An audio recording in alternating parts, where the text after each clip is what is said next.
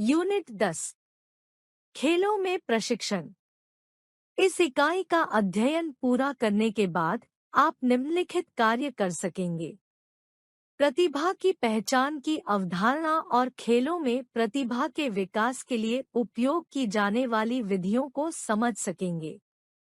खेल प्रशिक्षण और प्रशिक्षण प्रक्रिया में उपयोग किए जाने वाले विभिन्न चक्रों को समझ सकेंगे। खेल प्रशिक्षण में शक्ति, धीरज और गति विकसित करने के लिए विभिन्न प्रकारों और विधियों को समझ सकेंगे।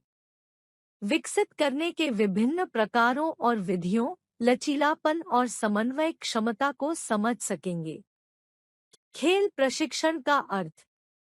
प्रशिक्षण एक व्यक्ति को किसी गतिविधि या काम के लिए तैयारी करने की प्रक्रिया को कहते हैं। खेलकूद में हम प्रायः खेलकूद प्रशिक्षण शब्द का प्रयोग करते हैं, जिसका अर्थ खिलाड़ियों को उच्च स्तर के प्रदर्शन के लिए तैयार करना है। परंतु आजकल खेलकूद प्रशिक्षण केवल एक शब्द ही नहीं है, बल्कि अब यह एक महत्वपूर्ण विषय है जो प्रत्येक उस व्यक्ति को प्रभावित करता है जो शारीरिक व्यायाम की गतिविधियां या खेलकूद, स्वास्थ्य, स्फूर्ति अथवा विभिन्न स्तरों पर होने वाली प्रतिस्पर्धाओं में भाग लेने के लिए अपनाते हैं। इस प्रकार खेलकूद प्रशिक्षण एक खिलाड़ी की शारीरिक व्यायाम के माध्यम से शारीरिक, तकनीकी, बौद्धिक, मानसिक और नैतिक तैयारी है। खेल प्रशिक्षण का अर्थ। प्रशिक्षण एक व्यक्ति को किसी गतिविधि या काम के लिए तैयारी करने की प्रक्रिया को कहते हैं। खेलकूद में हम प्रायः खेलकूद प्रशिक्षण शब्द का प्रयोग करते हैं, जिसका अर्थ खिलाड़ियों को उच्च स्तर के प्रदर्शन के लिए तैयार करना है।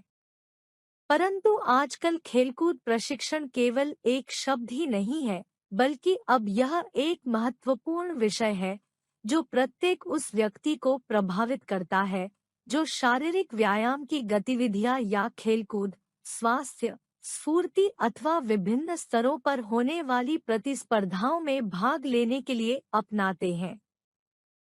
इस प्रकार खेलकूद प्रशिक्षण एक खिलाड़ी की शारीरिक व्यायाम के माध्यम से शारीरिक, तकनीकी, बौद्धिक, मानसिक और नैतिक तैयारी है। खेलों में प्रतिभा की पहचान का महत्व। एक प्रतिभा पहचान प्रारंभिक अवस्था में प्रतिभा की पहचान करने में मदद करता है, जो एथलीटों को उनकी क्षमताओं और मोटर घटकों के विकास पर काम करने के लिए सर्वोत्तम प्रशिक्षण प्रदान करने में मदद करती है। 2. प्रतिभा पहचान के लिए दीर्घकालीन दृष्टिकोण की आवश्यकता होती है और बड़ी संख्या में खिलाड़ियों पर ध्यान केंद्रित किया जाता है। 3. खिलाड़ियों की पहचान करने के लिए विभिन्न वैज्ञानिक तरीके अपनाए जाते हैं, जैसे कि मनोवैज्ञानिक और शारीरिक परीक्षण। मोटर घटकों का परीक्षण एथलीटों की पहचान करने और उन्हें विशिष्ट खेल या खेल के लिए उपयुक्त प्रशिक्षण और खेल कार्यक्रम में अंतर करने में मदद करता है। 4. यह एक एथलीट के खेल प्रदर्शन की भविष्यवाणी करने में मदद करता है। प्रतिभा पहचान के लिए उपयोग किए जाने वाले मानदंड। खेलों में एक एथलीट का प्रदर्शन बहुत से कारकों पर निर्भर करता है, जैसे कि जैविक लक्षण, मोटर क्षमता, मजबूत शारीरिक और मनोवैज्ञानिक लक्षण।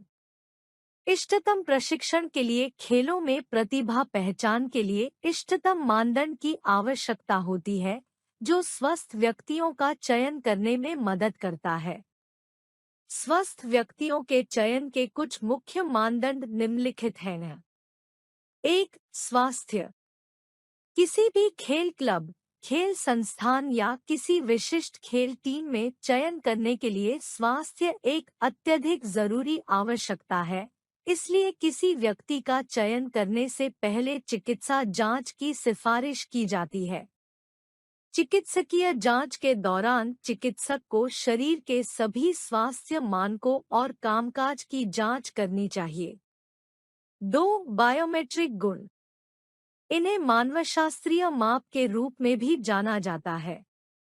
यह प्रतिभा पहचान मानदंड का अनिवार्य हिस्सा है। इसमें ऊंचाई, वजन, अंगों की लंबाई का माप शामिल है। 3 आनुवंशिकता। यह खेलों में सबसे महत्वपूर्ण जैविक घटना है। यह माना जाता है कि बच्चों को अपने माता-पिता की जैविक और मनोवैज्ञानिक विशेषताएं विरासत में मिली है। अपने माता-पिता के माध्यम से इन लक्षणों की पहचान और भविष्य के प्रदर्शन की भविष्यवाणी अक्सर खेल के क्षेत्र में देखी जाती है। 4. खेल सुविधाएं और जलवायु। कभी-कभी खेल सुविधाएं और सहायक जलवायु खेल में प्रतिबंधात्मक भूमिका निभाते हैं। एक ही एथलीट अलग-अलग मौसम और जलवायु परिस्थितियों में प्रदर्शन करने में सक्षम हो भी सकता है और नहीं भी। इसलिए उसकी जैविक क्षमताओं की भी पहचान करना महत्वपूर्ण है। 5. विशेषज्ञ की उपलब्धता। खेल पहचान खेल में प्रतिभा के चयन की एक वैज्ञानिक प्रक्रिया है। कोच कभी-कभी प्रतिभा पहचान के लिए अधिक परिष्कृत तरीकों का उपयोग नहीं करता है, लेकिन एक सामान्य कोच इसके साथ जाने में सक्षम है। उसे योग्य कर्मियों, खेल वैज्ञानिकों, प्रशिक्षकों और कोचों के निगम की आवश्यकता होती है, ताकि वे सर्वोत्तम प्रतिभा की पहचान के मानदंडों पर काम कर सकें। खेल प्रशिक्षण चक्र का परिचय। Micro, meso, macro cycle.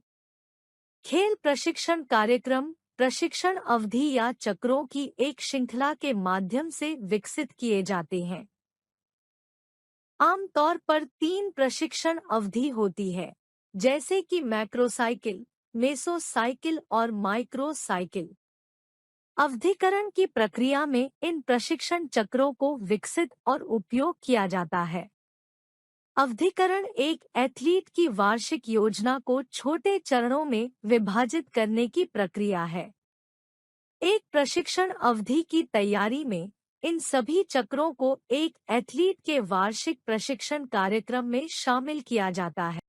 खेल प्रशिक्षण चक्र का परिचय। Micro, meso, macro cycle.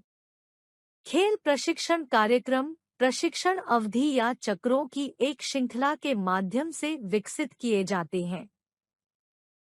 आमतौर पर 3 प्रशिक्षण अवधि होती है, जैसे कि मैक्रो साइकिल, मेसो साइकिल और माइक्रो साइकिल। अवधिकरण की प्रक्रिया में इन प्रशिक्षण चक्रों को विकसित और उपयोग किया जाता है। अवधिकरण एक एथलीट की वार्षिक योजना को छोटे चरणों में विभाजित करने की प्रक्रिया है। एक प्रशिक्षण अवधि की तैयारी में इन सभी चक्रों को एक एथलीट के वार्षिक प्रशिक्षण कार्यक्रम में शामिल किया जाता है। 2. मेसोसाइकिल। मेसो शब्द ग्रीक शब्द मेसो से लिया गया है, जिसका अर्थ है मध्य। मेसोसाइकिल की अवधि 3 से 4 सप्ताह है। मेसोसाइकिल वार्षिक प्रशिक्षण योजना में एक प्रशिक्षण चरण है, जिसमें आमतौर पर 3 से 4 माइक्रोसाइकिल होते हैं। आमतौर पर मेसोसाइकिल विशेष अवधि यानी अवायवीय शक्ति, मांसपेशियों की सहन शक्ति आदि के लिए मुख्य प्रशिक्षण लक्ष्य को संदर्भित करता है, जिसे विकसित किया जाना चाहिए। यह एक विशेष लक्ष्य को पूरा करने के लिए बनाया गया है। एक मेसोसाइकिल कई निरंतर सप्ताह यानी माइक्रोसाइकिल्स बनाता है, जहां प्रशिक्षण कार्यक्रम समान भौतिक अनुकूलन में सुधार करने पर केंद्रित होता है। उदाहरण के लिए अधिकतम शक्ति, स्थिर शक्ति, अधिकतम गति। 3. मैक्रोसाइकिल। मैक्रो शब्द ग्रीक शब्द मैक्रोस से लिया गया है, जिसका अर्थ है आकार में कुछ बड़ा। यह 2 से 6 सप्ताह या 2 से 6 माइक्रोसाइकिल्स के बीच की अवधि के प्रशिक्षण के चरण का प्रतिनिधित्व करता है। एक माइक्रोसाइकिल को कई प्रशिक्षण सत्र के रूप में भी परिभाषित किया जाता है, जो तीव्र कार्यक्रम चर के दिए गए संयोजन के आसपास निर्मित है, जिसमें प्रगति के साथ-साथ वैकल्पिक प्रयास, भारी बनाम हल्के दिन सम्मिलित है। तीनों साइकिलों में मैक्रोसाइकिल सबसे लंबी है और इसमें आमतौर पर एक नियतकालिक प्रशिक्षण कार्यक्रम के 4 चरण शामिल होते हैं। इन चरणों को 4 अवधियों के रूप में प्रदर्शित किया जा सकता है। 1. तैयारी चरण। इस चरण में मुख्य मानदंड प्रशिक्षण चरण के विभिन्न भागों के लिए उपयोग किए जाने वाले प्रशिक्षण के उद्देश्य और प्रकार है। तैयारी चरण को आगे सामान्य और विशिष्ट तैयारी में विभाजित किया गया है। सामान्य तैयारी का एक उदाहरण एक सहनशील एथलीट के लिए एक एरोबिक आधार का निर्माण करना होगा, जैसे कि ट्रेडमिल पर दौड़ना अथवा ट्रैक पर कई माइक्रोसाइकिल्स के माध्यम से काम करना। 2. प्रतियोगिता चरण। प्रतिस्पर्धी चरण कई प्रतियोगिताएं हो सकती हैं, जो मुख्य प्रतियोगिता की ओर ले जाती है। प्रतियोगिता चरण प्रतियोगिता के लिए टेपरिंग के साथ समाप्त होता है। 3. परिवर्तन चरण। मनोवैज्ञानिक कारणों से परिवर्तन चरण महत्वपूर्ण है। इसे एक एथलीट की पुनर्प्राप्ति अवधि के रूप में भी जाना जाता है। एक शौकिया एथलीट कुछ महीनों की छुट्टी ले सकता है, ऑफ सीजन के दौरान कुछ महीने, जबकि एक पेशेवर एथलीट सक्रिय रूप से ठीक होने के साथ 2 सप्ताह तक का समय ले सकता है। शक्ति, सहनशक्ति और गति की किस्में और उन्हें विकसित करने के ढंग। किसी प्रतिरोध का सामना करने की मांसपेशियों की योग्यता को शक्ति कहते हैं। दूसरे शब्दों में, शक्ति शरीर की मांसपेशियों द्वारा उत्पन्न किया गया वह बल होता है जिसके कारण व्यक्ति कार्य करने के योग्य हो जाता है। निम्न परिभाषाओं के द्वारा शक्ति के अर्थ को अच्छी तरह समझा जा सकता है। बैरो तथा मैग्गी के अनुसार, संपूर्ण शरीर अथवा इसके किसी अंग द्वारा बल लगाने की क्षमता को शक्ति कहा जाता है। शक्ति को इस प्रकार भी परिभाषित किया जा सकता है, यह शक्ति की वह मात्रा होती है जो एक मांसपेशी या एक मांसपेशीय समूह पैदा करता है। शरीर की शक्ति को पाउंड या डाइन्स में मापा जाता है। एक सामान्य व्यक्ति के जीवन में भी शक्ति का काफी महत्व होता है, लेकिन एक खिलाड़ी के लिए तो शक्ति का होना अति आवश्यक है। कुछ व्यवसायों या खेलों में कम शक्ति का प्रयोग होता है, जबकि कुछ व्यवसायों या खेलों में अधिक शक्ति की आवश्यकता होती है। शक्ति के प्रकार। विभिन्न प्रकार के खेलों में अलग-अलग प्रकार की शक्ति की आवश्यकता होती है। आता बेहतर रूप से समझने हेतु शक्ति को निम्नलिखित प्रकार से विभाजित किया जा सकता है। 1. गतिशील शक्ति। गतिशील शक्ति शरीर की विभिन्न गतियों के लिए उत्तरदायी होती है तथा इसे आइसोटोनिक शक्ति भी कहते हैं। किसी शारीरिक क्रिया जैसे पुलअप्स और पुशअप्स को करने में गतिशील शक्ति का प्रयोग होता है। हालांकि इस प्रकार की क्रियाओं को ज्यादा देर तक करने के कारण मांसपेशियों की गतिशीलता में कमी आने लगती है, जिसके कारण कुछ देर बाद मांसपेशियां ज्यादा अधिक कार्य करने में सक्षम नहीं रहती। विभिन्न प्रकार के खेलों में खेलों की प्रकृति के अनुसार निम्न प्रकार की गतिशील शक्तियों की आवश्यकता होती है, जैसे ए. अधिकतम शक्ति। अधिकतम प्रतिरोध के विरुद्ध कार्य करने की योग्यता या अधिकतम प्रतिरोध हटाने की क्षमता अधिकतम शक्ति कहलाती है। इस प्रकार की शक्ति का प्रयोग उन खेलों में होता है जिनमें अधिक प्रतिरोध करना होता है, अर्थात ऐसे खेलों में किसी विशेष वस्तु के बल के विपरीत ताकत लगानी होती है, जैसे भारोत्तोलन, चक्का फेंकना, भाला फेंकना आदि। ऐसे खेलों में अधिकतम शक्ति की भूमिका बहुत महत्वपूर्ण होती है, परंतु कुछ खेलों में अधिकतम शक्ति का प्रयोग कुछ ही समय के लिए होता है। जैसे जिम्नास्टिक में रोमन रिंग को क्रॉस अवस्था, लंबी कूद, ऊंची कूद, टोपल जंप तथा पोल वॉल्ट में उछाल के समय इस्तेमाल की गई शक्ति अपरिहार्य होती है। डी. विस्फोटक। विस्फोटक शक्ति शक्ति और गति की योग्यताओं का मिश्रण होती है। अचानक श्रम में लगी मांसपेशियों की शक्ति को विस्फोटक शक्ति कहा जाता है। तीव्र गति के साथ प्रतिरोध हटाने की योग्यता विस्फोटक शक्ति कहलाती है। इस प्रकार की ताकत का प्रयोग अचानक आई बाधा या किसी कार्य में तीव्र गति से उस कार्य पर काबू पाने के लिए किया जाता है। यह शक्ति गोला फेंक, पोल वाल्ट, भारोत्तोलन आदि खेलों में इस्तेमाल में लाई जाती है। सहन क्षमता वाली दौड़ों से भी थोड़ी बहुत सीमा तक विशेष रूप से स्टार्ट तथा फेजेस में विस्फोटक शक्ति का प्रयोग किया जाता है। शक्ति सहन क्षमता। विस्फोटक स्थिति की तरह शक्ति सहन क्षमता भी दो प्रकार की गामक योग्यताओं का मिश्रण है, जिसमें ताकत तथा सहन क्षमता शामिल है। ताकत सहन क्षमता शरीर की वह ताकत है जो किसी भी स्थिति में भी कार्य करने के लिए शक्ति प्रदान करती है। थकान की अवस्था में प्रतिरोध हटाने या प्रतिरोध के विरुद्ध कार्य करने की योग्यता शक्ति सहन क्षमता कहलाती है। अधिकांशतः यह शक्ति लंबी दौड़ के लिए, लंबे समय तक तैराकों के लिए, अधिक लंबे समय तक दौड़ने वाले खेलों में प्रयोग होती है। 2. स्थिर शक्ति। स्थिर शक्ति को आइसोमेट्रिक शक्ति भी कहा जाता है। कुछ समय के लिए निरंतर रूप से व्यक्ति अपनी मांसपेशियों की अधिक से अधिक जितनी शक्ति बिना नहीं विशेष मूवमेंट के लगा सकता है, वह उस व्यक्ति की स्थिर शक्ति होती है। इस शक्ति को डायनमोमीटर की सहायता से मापा जा सकता है। जब व्यक्ति इस प्रकार की शक्ति लगाता है तो प्रत्यक्ष रूप से कार्य होता हुआ दिखाई नहीं पड़ता। प्रायः स्थिर शक्ति का खेलों में प्रयोग नहीं किया जाता, लेकिन भारोत्तोलन में कुछ समय के लिए किया जाता है। शक्ति में सुधार करने के तरीके। 1. आइसोमेट्रिक व्यायाम। लैटिन भाषा में आइसो का अर्थ है समान या स्थिर व मैट्रिक का अर्थ है लंबाई।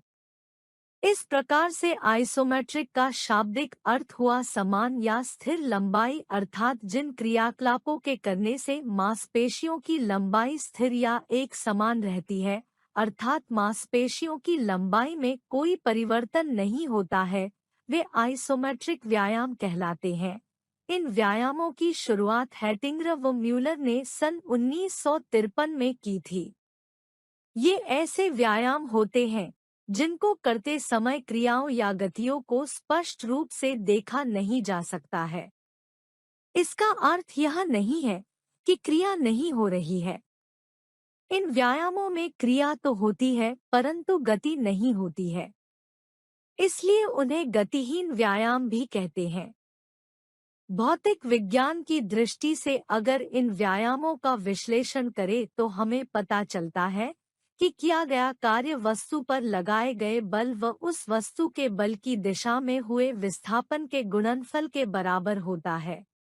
आइसोमेट्रिक व्यायाम के लाभ। हालांकि आइसोमेट्रिक व्यायाम खेलों के दौरान अधिक उपयोगी नहीं होते, परंतु इन व्यायामों से स्थिर शक्ति का विकास होता है। इस प्रकार के व्यायाम जिम्नास्टिक जैसे खेलों के लिए उपयोगी होते हैं, क्योंकि इन खेलों में शरीर को कुछ देर तक एक ही मुद्रा में रोकना पड़ता है। खेल चोटों के पुनर्वास में भी आइसोमेट्रिक व्यायाम बहुत लाभदायक होते हैं। चोट ठीक होने के पश्चात इन व्यायामों द्वारा खिलाड़ियों को जल्दी दोबारा खेलने योग्य बनाया जाता है। योगासनों की स्थिति में रुकना आदि। 2. आइसोटोनिक व्यायाम। लैटिन भाषा में आइसोटोनिक व्यायाम का अर्थ है समान खिंचाव वाले व्यायाम या कसरतें। आइसोटोनिक व्यायामों का प्रतिपादन सन 1954 में डी लून द्वारा किया गया। आइसोटोनिक व्यायामों से मांसपेशियों में तनाव उत्पन्न होकर लंबाई में वृद्धि होती है। ये वे व्यायाम होते हैं जिनमें गतियां प्रत्यक्ष रूप से स्पष्ट दिखाई देती है। इन व्यायामों में कार्य होता है। इन व्यायामों के करने से मांसपेशियों में तनाव होता है, मांसपेशियों की लंबाई में वृद्धि होती है तथा लचक भी बढ़ जाती है। खेलकूद के क्षेत्र में इस प्रकार के व्यायामों का बहुत अधिक प्रयोग होता है। शक्ति प्राप्त करने के लिए ये व्यायाम सर्वोत्तम माने जाते हैं।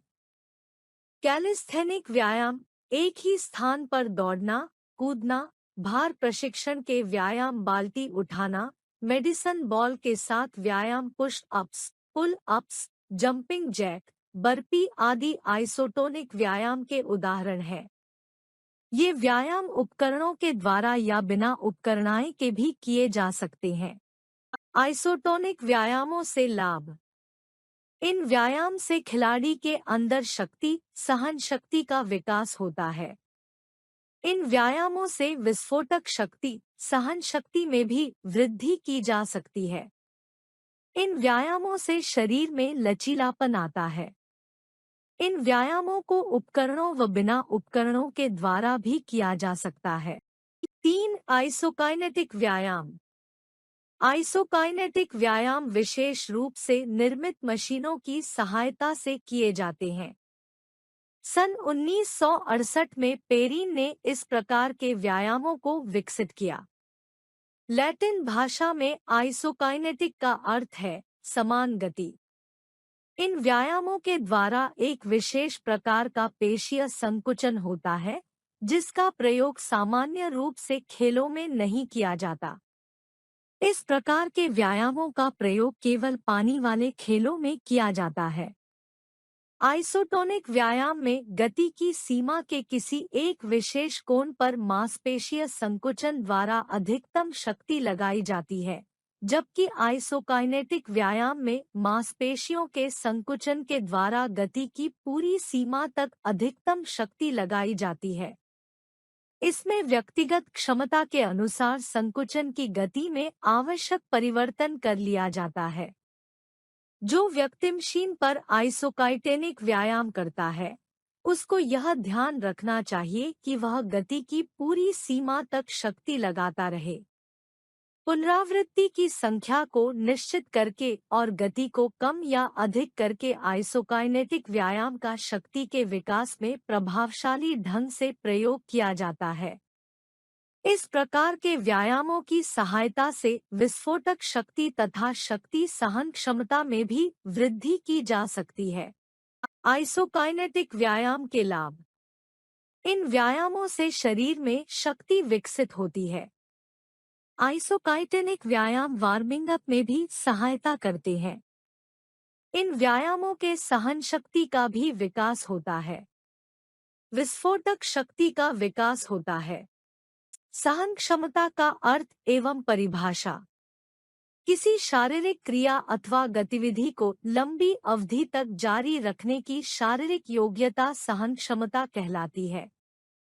सहन क्षमता के द्वारा इस बात का मापन किया जा सकता है कि खिलाड़ी में मांसपेशियों का समूह किसी भी कार्य की उद्देश्य प्राप्ति के दृष्टिकोण से कितनी लंबी अवधि तक कार्य कर सकता है। वास्तव में इसके अंतर्गत मांसपेशियों की क्षमता का अवलोकन नहीं किया जा सकता, बल्कि मांसपेशीय शक्ति के आधार पर अधिक समय मांसपेशियों की गतिशीलता पर विशेष ध्यान दिया जाता है। सहन क्षमता की आंतरिक बल भी कहते हैं। सहन क्षमता के प्रकार। 1. खेल क्रियाओं के आधार पर सहन क्षमता के प्रकार। खेल क्रियाओं के आधार पर सहन क्षमता को निम्न रूप में विभाजित किया जाता है। क. मूलभूत सहन क्षमता। किसी खिलाड़ी की वह सहन क्षमता उसे लंबी अवधि तक के कार्य को जारी रखने के योग्य बनाती है। दूसरे शब्दों में मूलभूत सहन क्षमता से थकान सहने करने की क्षमता बढ़ती है। मूल रूप से धीमी गति की शारीरिक क्रियाओं से होने वाली थकान को सहन करने की योग्यता मूलभूत सहन क्षमता कहलाती है। मूलभूत सहन क्षमता की आवश्यकता सभी 30 मिनट से अधिक अवधि तक मध्यम गति से एरोबिक क्रियाओं में पड़ती है। उदाहरणार्थ, लंबी अवधि तक धीमी गति से दौड़ना, जॉगिंग करना तथा तैरना आदि। ख. सामान्य सहन क्षमता. सामान्य सहन क्षमता भी थकान सहन करने की योग्यता है, लेकिन यह धीमी व तीव्र गति दोनों प्रकार की शारीरिक क्रियाओं की थकान सहन करने की योग्यता होती है। सामान्य सहन क्षमता की आवश्यकता एरोबिक व एनारोबिक दोनों प्रकार की क्रियाओं में होती है। उदाहरण स्वरूप, एक लंबी दूरी का धावक जो फुटबॉल में भी उच्च प्रदर्शन रखता है, सामान्य सहन क्षमता की योग्यता रखता है। वह बिना थके कार्य को लंबे समय तक कर सकता है। ग. विशिष्ट सहन क्षमता. किसी विशिष्ट क्रियाकलाप या गतिविधि के कारण होने वाली थकान को सहने करने की योग्यता को विशिष्ट सहन क्षमता कहते हैं। जैसा कि नाम से पता चलता है कि यह एक विशेष प्रकार की सहन क्षमता है जो किसी खेल की विशिष्ट गतियों एवं क्रियाओं द्वारा उत्पन्न होती है। ये खेल क्रियाएं एरोबिक व एनारोबिक क्रियाओं को सम्मिलित रूप पर निर्भर होती है। विशिष्ट सहन क्षमता सभी खेलों में अलग-अलग पाई जाती है। जैसे क्रिकेट खिलाड़ी की विशिष्ट सहन क्षमता की अपेक्षा फुटबॉल खिलाड़ी की विशिष्ट सहन क्षमता की अलग होगी, क्योंकि दोनों खेलों की अवधि तथा गतिविधियों की तीव्रता में अंतर होता है। दो. क्रियाकलाप या गतिविधि की अवधि के प्रकार या समय अवधि के अनुसार सहन क्षमता. क्रियाकलाप या गतिविधि की अवधि के अनुसार सहन क्षमता को निम्नलिखित ढंग से विभाजित किया जा सकता है। क. गति सहन क्षमता. गति सहन क्षमता से तात्पर्य 45 सेकंड तक चलने वाली तीव्र गतिविधियों में थकान का सामना करने की योग्यता से है। 400 मीटर दूरी की स्प्रिंट दौड़ गति सहन क्षमता का सर्वश्रेष्ठ उदाहरण है। गति सहन क्षमता मुख्यतः शक्ति एवं ऊर्जा के उत्पादन की क्षमता पर निर्भर करती है। ख. अल्प अवधि सहन क्षमता. अल्प अवधि सहन क्षमता की आवश्यकता 45 सेकंड से 2 मिनट तक चलने वाली खेल गतिविधियों में पड़ती है। इसमें तीव्र शारीरिक गतिविधियों के कारण हुई थकान को सहने की क्षमता अल्प अवधि सहन क्षमता कहलाती है। यह सहन क्षमता भी मुख्यतः शक्ति सहन क्षमता तथा गति सहन क्षमता पर निर्भर करती है। अल्प अवधि सहन क्षमता का सर्वश्रेष्ठ उदाहरण 800 मीटर दूरी की दौड़ है। ग. मध्यम अवधि की सहन क्षमता. ऐसी खेल गतिविधियों के लिए 2 मिनट से 11 मिनट तक की अवधि हेतु सहन क्षमता की आवश्यकता पड़ती है। इसमें शारीरिक गतिविधियों के कारण हुई थकान को सहने की क्षमता मध्यम अवधि की सहन क्षमता कहलाती है। यह भी शक्ति सहन क्षमता तथा गति सहन क्षमता पर निर्भर करती है, किंतु सीमित स्तर तक। 1500 मीटर की दौड़ तथा किसी धावक द्वारा स्टीपल चेज दौड़ हेतु आवश्यक सहन क्षमता मध्यम अवधि की सहन क्षमता के उत्तम उदाहरण है। घ. दीर्घ अवधि सहन क्षमता. दीर्घ अवधि की सहन क्षमता की आवश्यकता ऐसे खेल क्रियाकलापों या गतिविधियों में पड़ती है जो 11 मिनट से अधिक अवधि तक चलते हैं। 5000 मीटर, 10,000 मीटर क्रॉस कंट्री दौड़ तथा मैराथन दौड़ आदि में इस प्रकार की सहन क्षमता की आवश्यकता होती है। इन क्रियाओं की समय अवधि 30 मिनट से घंटों की होती है। शारीरिक गतिविधियों के कारण हुई थकान को सहने की क्षमता दीर्घ अवधि सहन क्षमता कहलाती है। सहन क्षमता विकसित करने की विधियाँ. 1. निरंतर प्रशिक्षण विधि. निरंतर प्रशिक्षण विधि सहन क्षमता को बढ़ाने का सबसे अच्छा तरीका है। इस विधि में व्यायाम लंबी अवधि तक बिना रुके लगातार अर्थात निरंतर किया जाता है। इसलिए इसे निरंतर प्रशिक्षण विधि कहा जाता है। मैराथन दौड़ व क्रॉस कंट्री के व्यायाम का सबसे अच्छे उदाहरण है। निरंतर प्रशिक्षण विधि मुख्य रूप से फुटबॉल, रग्बी व हॉकी आदि खेलों के खिलाड़ियों के लिए अत्यंत लाभकारी सिद्ध होती है। इस व्यायाम पद्धति में प्रशिक्षण की सघनता खिलाड़ी की हृदय गति के आधार पर निर्धारित की जाती है। एक प्रशिक्षित खिलाड़ी की हृदय गति इन व्यायामों को करते समय 140 से 160 धड़कन प्रति मिनट होनी चाहिए।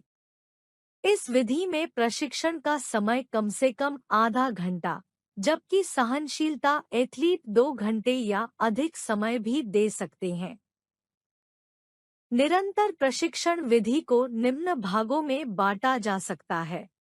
क धीमी निरंतर प्रशिक्षण विधि। इस विधि में खिलाड़ी बिना रुके अधिक लंबे समय तक व्यायाम करता है। ख तीव्र निरंतर प्रशिक्षण विधि। तीव्र निरंतर विधि में व्यायाम को लंबे समय तक अपेक्षाकृत तेज गति से बिना रुके तथा अधिक सघनता से किया जाता है। ग परिवर्तनीय गति प्रशिक्षण विधि। इस विधि में व्यायाम निरंतर परंतु परिवर्तित गति के साथ किया जाता है। यह विधि प्रशिक्षित खिलाड़ी के लिए उपयोगी रहती है। यह विधि एरोबिक तथा एनारोबिक दोनों प्रकार की क्षमताओं का विकास करती है। निरंतर प्रशिक्षण विधि के लाभ। इस व्यायाम से लिवर तथा मांसपेशियों में ग्लाइकोजन की मात्रा बढ़ती है। इस व्यायाम से खिलाड़ी आत्मविश्वास व दृढ़निश्चयी बनता है। निरंतर प्रशिक्षण विधि से खिलाड़ी संयमी व अनुशासित बनता है।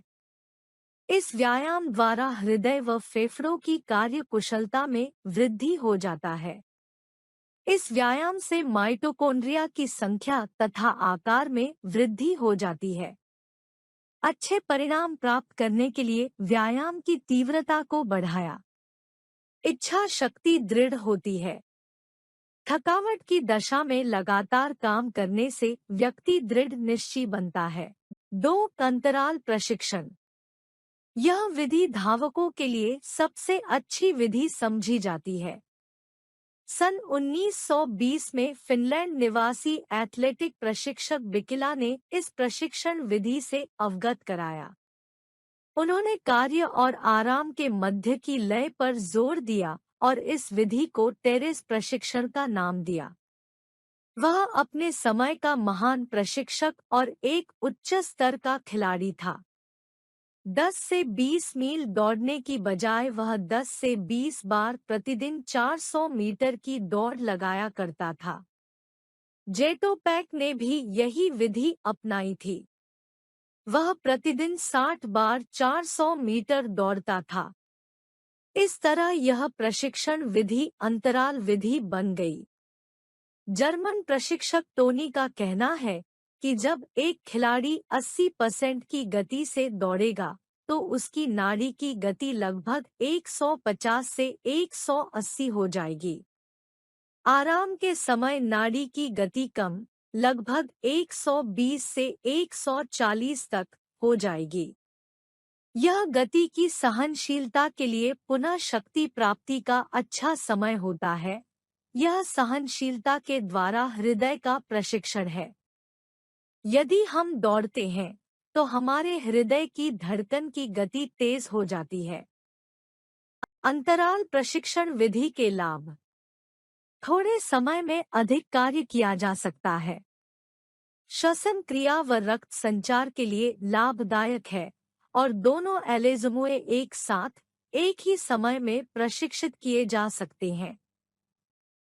खिलाड़ी की उन्नति को आसानी से मापा जा सकता है। थोड़े समय में अच्छे परिणाम प्राप्त होते हैं। इसका तात्पर्य यह हुआ कि खिलाड़ी थोड़े समय के अंदर ऊंचे स्तर को प्राप्त कर लेता है। खिलाड़ी को अपने कार्य के विषय में सही निर्णय मिल जाता है। यदि खिलाड़ी कोई गलती करता है तो पुनः शक्ति प्राप्ति समय में प्रशिक्षक खिलाड़ी को सुझाव दे सकता है। खिलाड़ी के धैर्य को बढ़ाया जा सकता है। अंतराल प्रशिक्षण विधि की हानियां। प्रतियोगिता से पहले खिलाड़ी उच्च स्तर की स्थिति में आ जाता है। वह स्थिति प्रतियोगिता के समय तक नहीं रह पाती। चोट लगने की संभावना अधिक होती है। प्रतिदिन प्रशिक्षण करने से हृदय की बीमारियां हो सकती हैं। 3 फार्टलेक प्रशिक्षण विधि। फार्टलेक एक स्वीडन शब्द है जिसका अर्थ है गति खेल। इस विधि के प्रयोग से हृदय तथा फेफड़ों की कार्यकुशलता में वृद्धि हो जाती है। इस विधि में निरंतर विधि व अंतराल विधि दोनों का समावेश है। इस विधि में खिलाड़ी अपनी चाल की तीव्रता को परिस्थिति जैसे पहाड़ियों, जंगलों, कीचड़, नदी, कच्चे व पक्के रास्तों, मैदानों के अनुसार बदल सकता है, क्योंकि वह पहले से निर्धारित नहीं होती है। इस विधि में खिलाड़ी अपेक्षाकृत ज्यादा स्वतंत्र होता है। परिस्थिति व अपनी क्षमता के अनुसार ही उसे स्वयं आत्मनिर्णय करना होता है। इसीलिए ज्यादा प्रभावशाली परिणाम पाने के लिए इस पद्धति में खिलाड़ी की हृदय गति 140 से 180 धड़कन प्रति मिनट होती है। प्रशिक्षण की अवधि 15 मिनट से 1 घंटे के बीच परिस्थिति व आवश्यकता के अनुसार तय की जा सकती है, क्योंकि खिलाड़ी को अपनी गति कम या ज्यादा करने की छूट होती है। इसलिए थकान की अवस्था में वह तेज चाल से पैदल चलकर पुनः शक्ति तेज कर सकता है। इस प्रशिक्षण के द्वारा खिलाड़ी अपनी एरोबिक या एनोरोबिक क्षमता या फिर दोनों ही क्षमताएं एक साथ विकसित कर सकता है। फार्टलेक प्रशिक्षण के लाभ। यह विधि प्राकृतिक प्रवृत्ति के कारण कठोर अर्थात कठिन नहीं है। इस विधि में खिलाड़ी को गति में परिवर्तन करने की पूर्ण स्वतंत्रता होती है। धावक या खिलाड़ी में स्वयं व्यायाम के ज्ञान का विकास होता है। फार्टलेक विधि द्वारा खिलाड़ियों में सहन शक्ति का विकास होता है। ज्यादा खिलाड़ी एक साथ भाग ले सकते हैं। इसका आयोजन करना आसान होता है। एरोबिक व एनोरोबिक दोनों ही क्षमताओं का विकास होता है। इस विधि से तेज गति के व लंबी दूरी के बेहतर एथलीट बनाए जा सकते हैं। फार्टलेक प्रशिक्षण की हानियां। इस विधि में प्रशिक्षक खिलाड़ी की सही तरीके से जांच नहीं कर पाता। यह विधि स्वयं में पूर्ण नहीं है।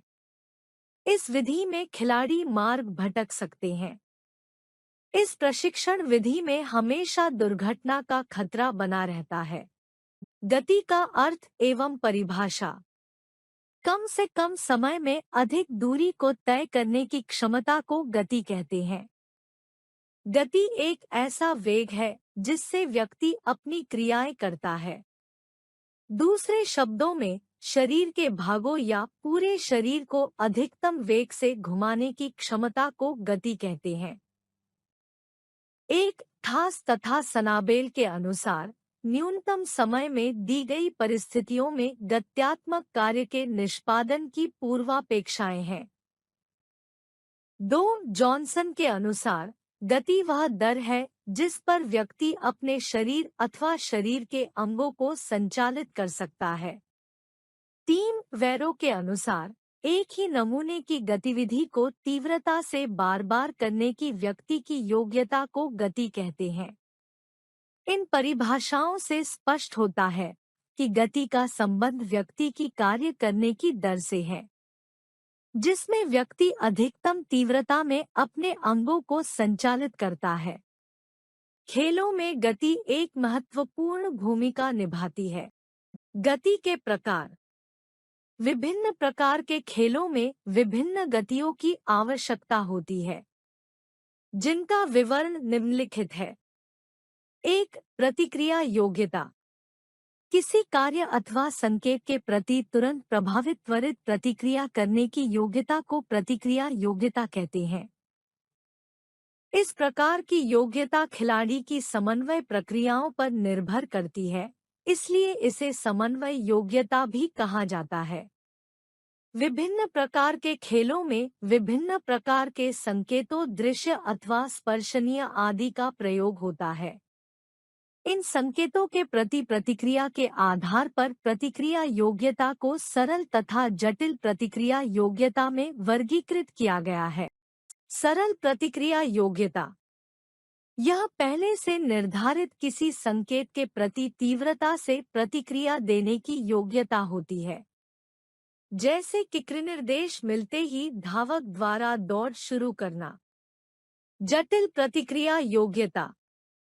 यह खेलों के दौरान स्थिति के अनुरूप अप्रत्याशित संकेतों के प्रति तुरंत तथा सटीक प्रतिक्रिया देने की योग्यता होती है। जैसे क्रिकेट में किसी बैट्समैन द्वारा गेंद का सामना करते समय, टेबल टेनिस में खिलाड़ी द्वारा गेंद का सामना करते समय प्रतिक्रिया देने की योग्यता होती है। 2. गतिविधि की गति। यह एक गतिविधि या गति क्रिया न्यूनतम समय में करने की योग्यता है। इसमें किसी भी शारीरिक क्रिया को करने की गति अत्यधिक तेज होती है। जैसे बॉक्सिंग में पंच मारना या रोकना। 3. त्वरण योग्यता। त्वरण योग्यता खिलाड़ी की स्थिर स्थिति अथवा मंद गति से अधिकतम गति प्राप्त करने की योग्यता होती है। गति को प्राप्त करने में लगाया गया कम से कम समय ही खिलाड़ी की त्वरण योग्यता कहलाता है। एक एथलीट अपनी अधिकतम गति प्राप्त करने में 4, 5 या 6 कितने सेकंड का समय लेता है, यह उसकी त्वरण योग्यता पर निर्भर करता है।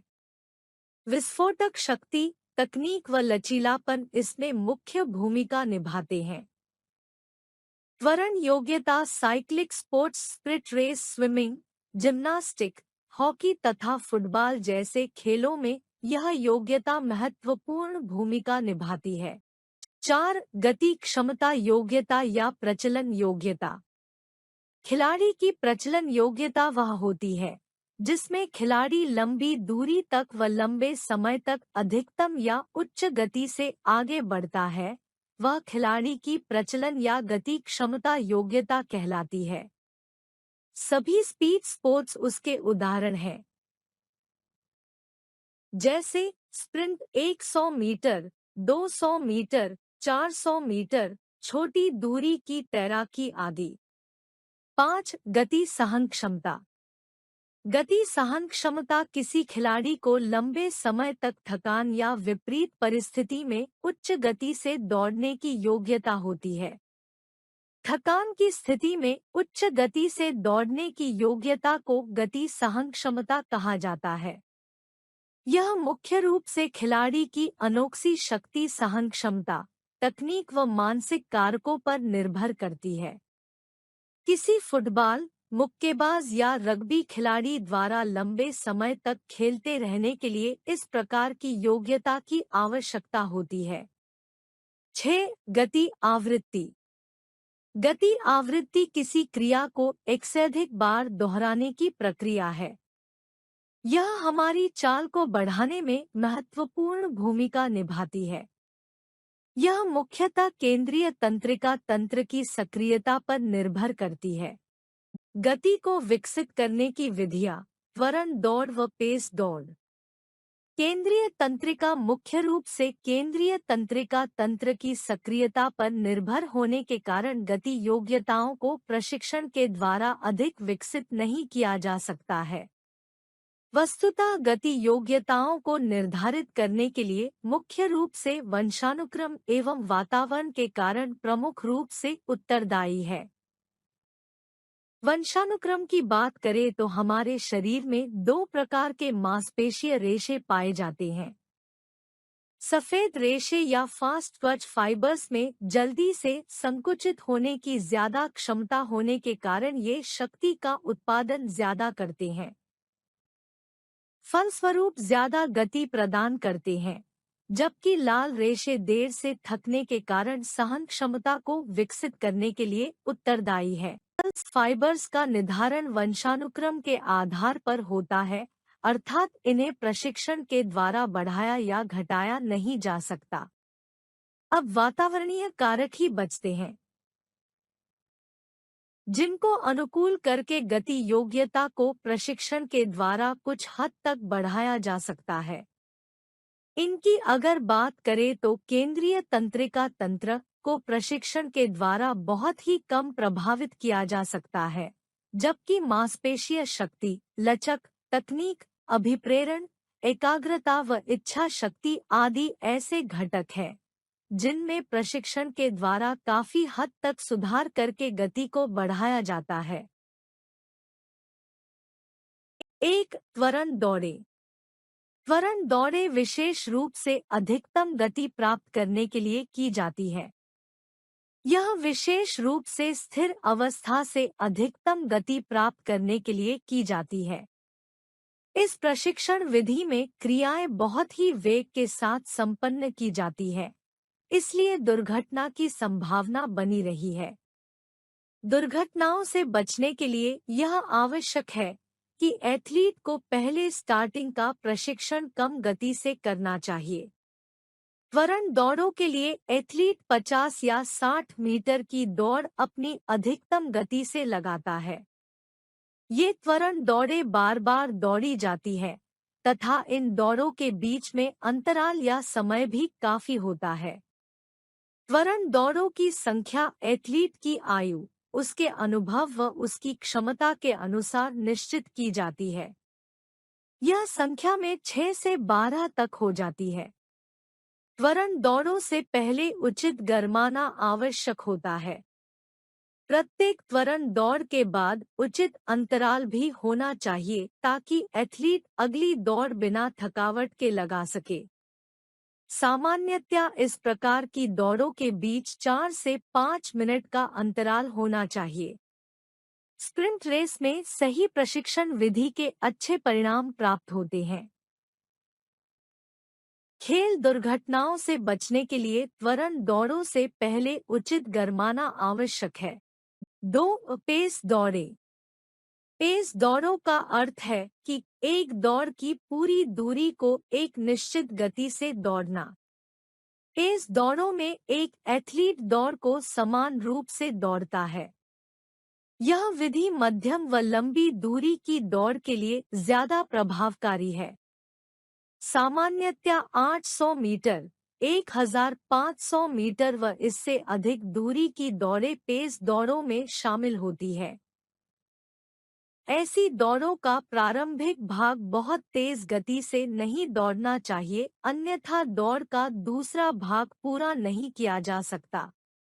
दौड़ की दूरी के अनुसार ही ऊर्जा का वितरण करना चाहिए, इसलिए पेस दौड़ के प्रशिक्षण के लिए एक एथलीट को दौड़ की कुल दूरी से 10 से 20% अधिक दूरी की दौड़ अधिकतम निरंतर गति बनाए हुए लगानी चाहिए। वैसे तो एक एथलीट 300 मीटर की दौड़ लगभग पूरी गति से दौड़ सकता है, परंतु मध्यम या लंबी दौड़ों में उसे अपनी गति में कमी करके अपनी ऊर्जा संरक्षित रखना जरूरी है। पुनरावृत्ति दौड़ के बीच का अंतराल इतना आवश्यक होना चाहिए ताकि दूसरी पुनरावृत्ति के समय एथलीट तरोताजा हो सके। लचक और तालमेल संबंधी योग्यताओं की किस्में और उन्हें विकसित करने के ढंग। लचक व्यक्ति के शरीर के जोड़ों की गतियों के विस्तार को लचक कहते हैं। अधिक आयाम या विस्तार के साथ गति संपादन की योग्यता को लचीलापन कहते हैं। शरीर के जोड़ों की गतियों के विस्तार को लचीलापन कहते हैं। शारीरिक क्षमता और सुयोग्यता के लिए लचक का होना अति आवश्यक है। जिस व्यक्ति के शरीर में लचक होती है, वह व्यक्ति आसानी से तथा कुशलता पूर्वक दिए गए कार्य को कर सकता है। लचक के द्वारा व्यक्ति के शरीर के जोड़ों की गति की सीमा में वृद्धि होती है। लचकदार शरीर वाले व्यक्ति जब कोई कार्य करते हैं तो उनकी मांसपेशी में तनाव कम होता है, जिसके फलस्वरूप उनकी ऊर्जा में बचत अधिक होती है। ऐसे व्यक्ति कम ऊर्जा व्यय करके अधिक कार्य कर लेते हैं।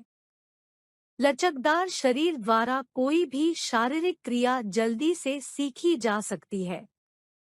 तनाव न होने से वे किसी कठिन से कठिन क्रिया को भी आसानी से कर पाते हैं। लचक शरीर को खेलते समय चोटों से भी बचाती है। खेल तकनीक सीखने में पीठ दर्द को कम करने से आसान को सुधारने में तथा जोड़ों के स्वस्थ रखने में भी लचीलापन आवश्यक है। लचक के प्रकार। लचक विभिन्न प्रकार की होती है, जिसका वर्णन नीचे दिया गया है। एक, अक्रिय लचक। अक्रिय लचक शरीर की वह योग्यता है जिसके द्वारा बाहरी सहायता से अधिक दूरी तक गतियां की जा सकती है, जैसे कि किसी सहयोगी द्वारा खिंचाव वाले व्यायाम कराना।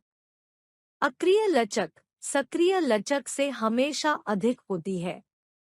वास्तव में सक्रिय लचक का आधार अक्रिय लचक की होती है। दो, सक्रिय लचक। बिना किसी बाहरी सहायता के शरीर के जोड़ों का अधिक दूर तक गति करने को सक्रिय लचक कहा जाता है, जैसे कि खिंचाव वाला व्यायाम बिना किसी व्यक्ति की सहायता से करना। सक्रिय लचक भी दो प्रकार की होती है।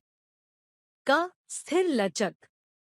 एक खिलाड़ी को प्रायः तब स्थिर लचक की आवश्यकता होती है जब वह स्थिर अवस्था में होता है, जैसे डाइविंग, बैठने, लेटने व स्टार्ट लेते हुए। ख, गतिशील लचक। इस प्रकार की लचक की आवश्यकता खिलाड़ी को उस समय होती है जब वह चल या दौड़ रहा हो। गतिशील चालक हमेशा स्थिर लचक से कम होती है। एक खिलाड़ी तथा एक सामान्य व्यक्ति के लिए दोनों प्रकार की लचक जरूरी होती है। लचक को बढ़ाने या विकसित करने की विधियां। एक, बलिस्टिक विधि। बलिस्टिक विधि में क्रियाकलाप या गतिविधि लयात्मक ढंग से घुमाकर की जाती है। स्विंग या घुमाने के द्वारा संबंधित जोड़ को खींचा जाता है। खिंचाव वाला व्यायाम गिनती के साथ लयात्मक ढंग से किया जाता है।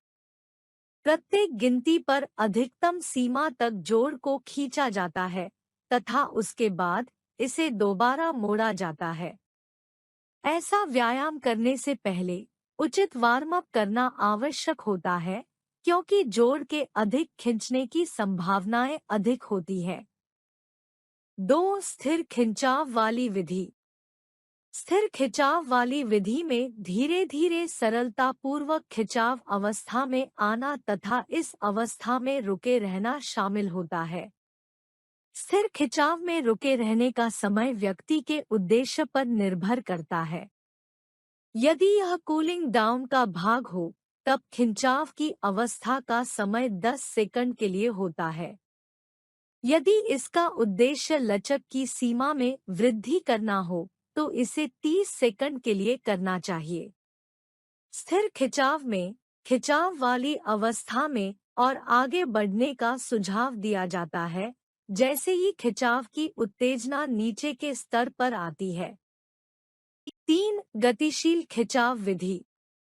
गतिशील खिंचाव में टांग व हाथ का नियंत्रित घुमाव शामिल होता है, जो आपको धीरे धीरे आपकी गति के क्षेत्र की सीमा तक ले जाता है। जिस इवेंट में गतिशील क्रिया की आवश्यकता होती है, उसके लिए गतिशील खिंचाव वाले व्यायामों को करना उचित होता है।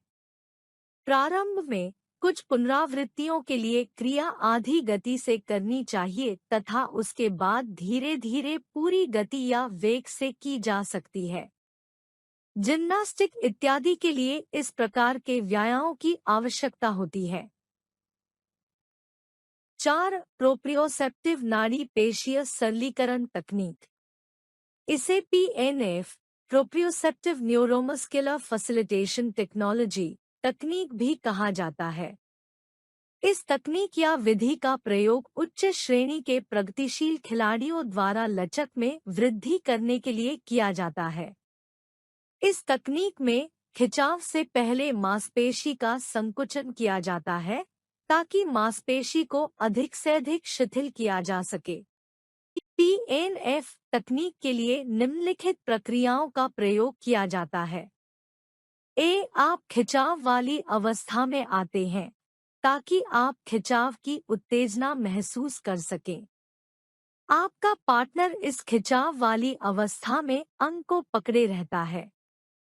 बी, तब आप अपने पार्टनर के विरुद्ध विरोधी मांसपेशियों को 6 से 10 सेकंड तक संकुचन के द्वारा पुश करते हैं तथा फिर शिथिल करते हैं।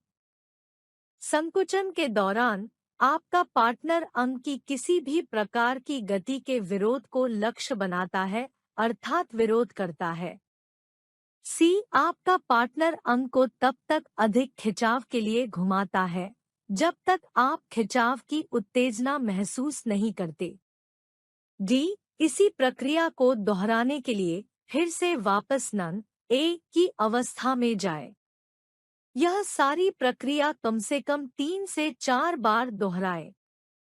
कम से कम समय में लचक प्राप्त करने के लिए TNF तकनीक सबसे उचित विधि कही जा सकती है, जिसके माध्यम से लचक में आवश्यक वृद्धि की जा सकती है। लचीलापन प्रशिक्षण के नियम। लचक को बढ़ाने वाले व्यायामों से पहले उचित रूप से वार्म अप कर लेना चाहिए, अन्यथा मांसपेशियों को क्षति पहुंच जाती है। प्रतियोगिता से पहले गतिशील खिंचाव वाले व्यायाम करना अति उत्तम होता है। शरीर में लचक विकसित करने के लिए तरुणावस्था से पहले का समय अति उत्तम होता है। तरुणावस्था के बाद शरीर में लचक को विकसित करना मुश्किल होता है। किसी दूसरे खिलाड़ी की सहायता से लचक वाले व्यायाम करके लचक विकसित की जा सकती है। लचक विकसित करने वाले व्यायाम थकान के बाद नहीं करने चाहिए, क्योंकि थकान के बाद शरीर की मांसपेशियों में अधिकतम खिंचाव आ जाता है। जोड़ों पर क्षमता से अधिकत खिंचाव नहीं पड़ना चाहिए, अन्यथा लिगामेंट्स को नुकसान पहुंच सकता है। बलिस्टिक विधि में स्ट्रेचिंग के दौरान सावधानीपूर्वक खिंचाव देना चाहिए, अन्यथा ऊतक अधिक खिंच या टूट कसता है। कभी-कभी अधिक तनाव के कारण जोड़ों में दर्द होने लगता है। ऐसी स्थिति में व्यायाम करने से बचना चाहिए। लचक में वृद्धि करने वाले व्यायामों को करते समय झटके वाली क्रियाएं नहीं करनी चाहिए। समन्वय या तालमेल संबंधी योग्यताएं। तालमेल संबंधी योग्यताएं व्यक्ति की ऐसी योग्यताएं होती है जो उसे विभिन्न गति क्रियाएं सुचारू तथा प्रभावशाली ढंग से करने के योग्य बनाती है। पहले 5 गामक योग्यताओं को शारीरिक पुष्टि के प्रमुख अंग समझा जाता था: कृशक्ति, सहनशीलता, चाल, लचीलापन और फुर्तीलापन। लेकिन अब फुर्तीलेपन की जगह तालमेल संबंधी योग्यता या समन्वय योग्यता का प्रयोग किया जाता है। इसका मुख्य कारण यह था कि फुर्तीलेपन की परिभाषा व प्रकृति पहले स्पष्ट नहीं हो पा रही थी। समन्वय योग्यताएं किसी भी व्यक्ति या खिलाड़ी को इस योग्य बनाती है कि वह विभिन्न गतिक्रियाएं सुचारू तथा प्रभावशाली ढंग से कर सके। समन्वय योग्यता होने पर ही खिलाड़ी किसी खेल विशेष में लयबद्धता से सही क्रिया करके कौशल सीखता है। समन्वय योग्यता ही खिलाड़ी के खेल प्रवीणता सीमा को निर्धारित करती है। समन्वय योग्यता के आधार पर ही खिलाड़ी की संतुलन की योग्यता, लय योग्यता, समायोजन की योग्यता, प्रतिक्रिया योग्यता आदि निर्भर होती है। इन क्रियाओं को ध्यान में रखकर हम तालमेल संबंधी योग्यता का विकास कर सकते हैं। समन्वय या तालमेल संबंधी योग्यताओं के प्रकार। खेलों के क्षेत्र में विभिन्न समन्वय या तालमेल संबंधी योग्यताएं ऐसी हैं जिनका अत्यधिक महत्व होता है। विभिन्न प्रकार की समन्वय या तालमेल संबंधी योग्यताएं नीचे दी गई है। 1. अनुस्थापन निर्धारण योग्यता। यह शरीर तथा इसके अंगों की गुरुत्वाकर्षण, गतिशील वस्तुओं जैसे गेंद, प्रतिद्वंद्वी, भागीदार तथा खेल के मैदान इत्यादि के परस्पर समय एवं स्थान की स्थिति के अनुसार स्वयं को अनुकूल बनाने की योग्यता है। यह योग्यता आँखों तथा गति संवेदी इंद्रिय अंगों आदि की क्रियात्मक क्षमताओं पर निर्भर करती है। उपकरणों व गति करती हुई वस्तुओं आदि के लिए गामक क्रिया, गति स्थिति के प्रत्यक्षीकरण को समझना चाहिए। 2. संयोजन योग्यता। संयोजन योग्यता से तात्पर्य तीव्र खेल गति करने हेतु व स्थिति के अनुसार गति बदलने के लिए शरीर के विभिन्न अंगों की गतियों को संयोजित करने की योग्यता से है। यह योग्यता लगभग सभी खेलों हेतु अत्यधिक महत्वपूर्ण है, किंतु टीम खेलों, जिम्नास्टिक एवं मुक्केबाजी तथा कुश्ती जैसे द्वंद्वात्मक खेलों में इसका महत्व और भी बढ़ जाता है। उदाहरण, मुक्केबाजी के दौरान हाथों, सिर, धड़ तथा पैरों की गतिविधियों को संयोजित करना लक्ष्य प्राप्ति हेतु अत्यधिक आवश्यक होता है। 3. प्रतिक्रिया योग्यता।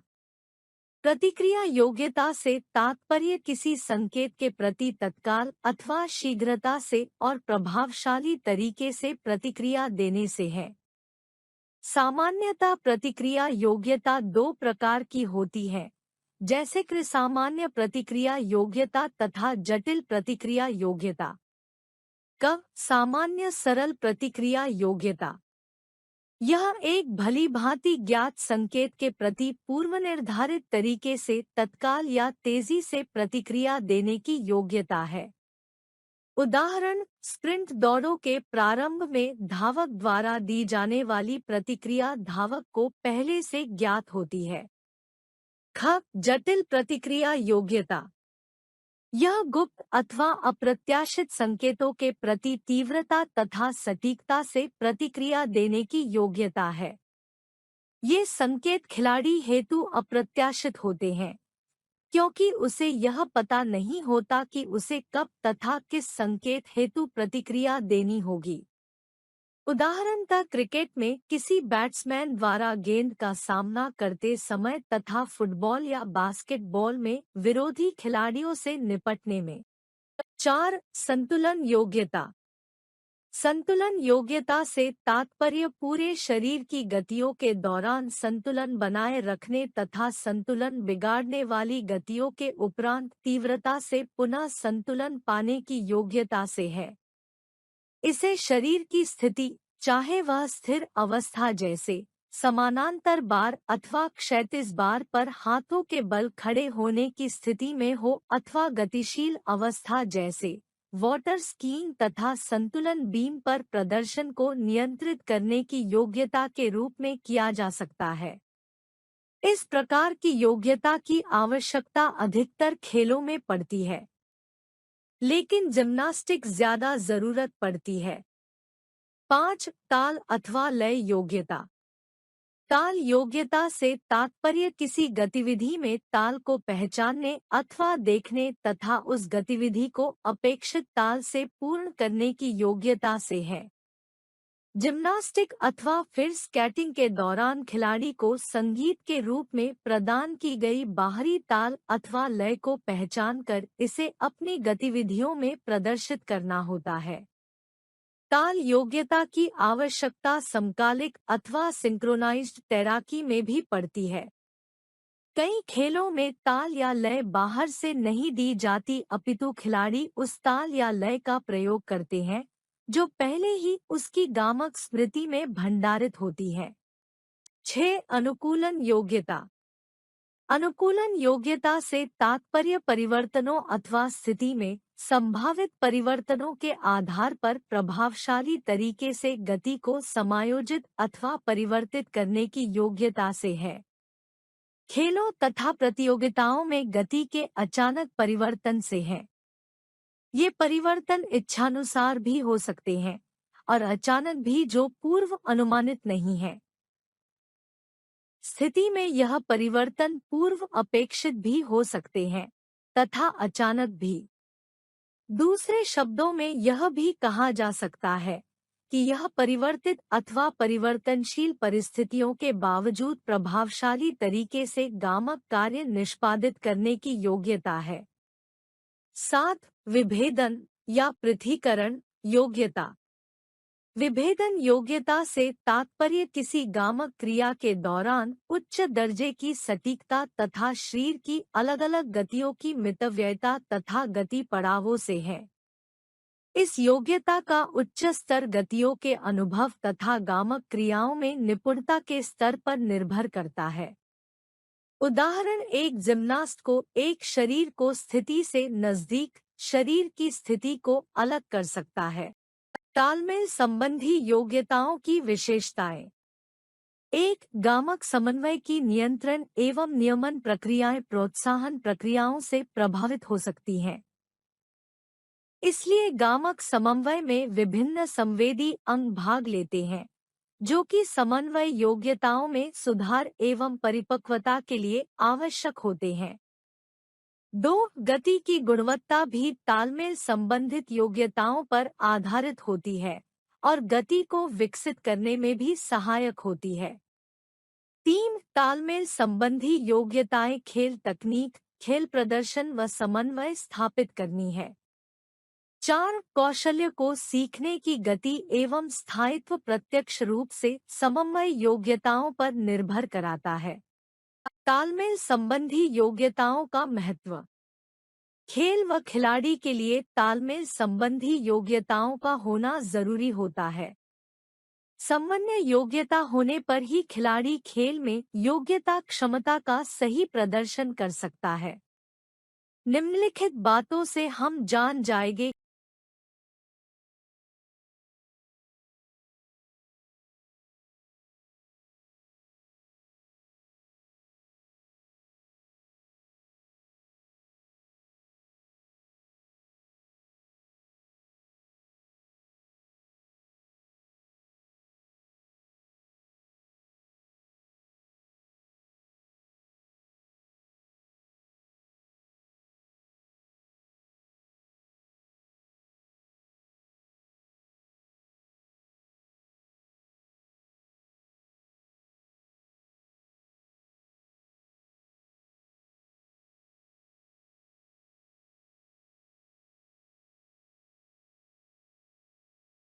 सर्किट प्रशिक्षण। सर्किट प्रशिक्षण एक वैज्ञानिक पद्धति है जिसके अभ्यास से न केवल प्रदर्शन बेहतर होता है बल्कि अंतर्राष्ट्रीय स्तर के अनुसार प्रदर्शन में बढ़ोतरी होती है। इस प्रशिक्षण का एडमसन और मॉर्गन ने लीड्स यूनिवर्सिटी में 1957 में डिजाइन किया था। यह व्यायाम की वैज्ञानिक अवस्था है।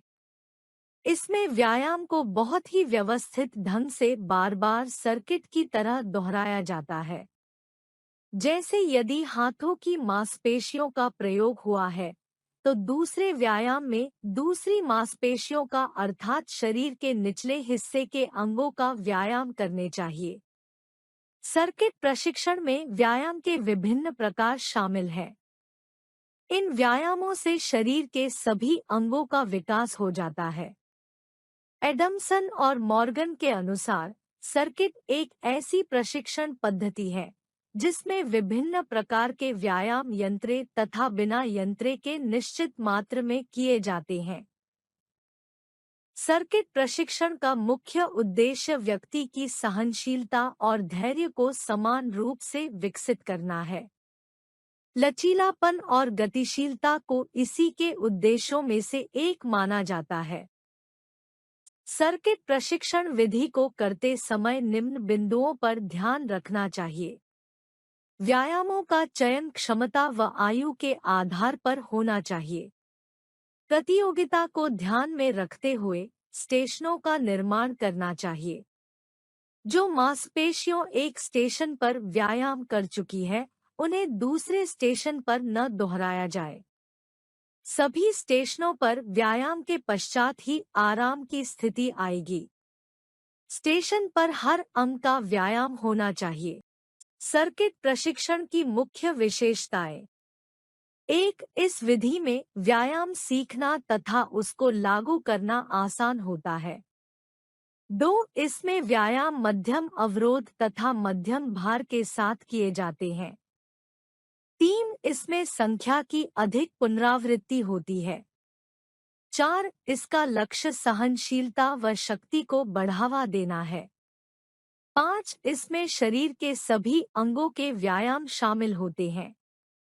6, इसमें खिलाड़ियों को तैयारी के समय मूल सहनशीलता शक्ति बढ़ाने का अवसर प्राप्त होता है। 7, इसमें व्यायाम का दबाव धीरे धीरे बढ़ाया जाता है। सर्किट प्रशिक्षण में भार को कैसे बढ़ाना चाहिए? सर्किट प्रशिक्षण में भार को बढ़ाने के लिए निम्नलिखित बातें ध्यान में रखनी चाहिए।